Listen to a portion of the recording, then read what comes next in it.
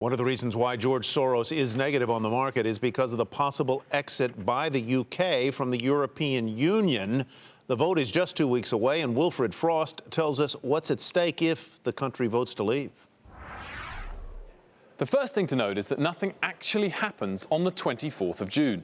The referendum is not a binding law. It would just signal the wish of the British people and spark negotiations to begin setting the terms for separations.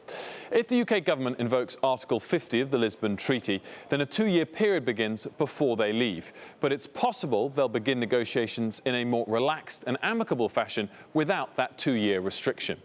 Now, here are the main issues that the divorce lawyers will be arguing over.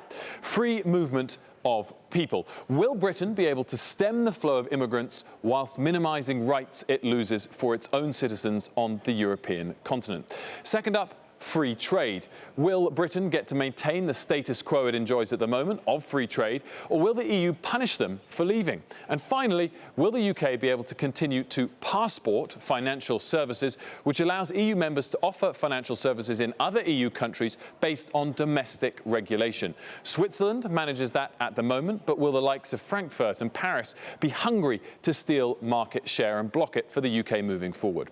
So whilst the 24th of June would see no immediate legal action, the intermittent period of uncertainty could be very damaging. Now, one final thing to watch. Would Prime Minister David Cameron have to resign? He maintains at the moment he wouldn't, but there would be huge pressure on him to do so in the event of an exit vote. This could lead to other candidates stepping forward. It would likely delay Brexit negotiations until a new government is formed. Lots at stake, just 2 weeks to go. For Nightly Business Report, I'm Wilfred Frost.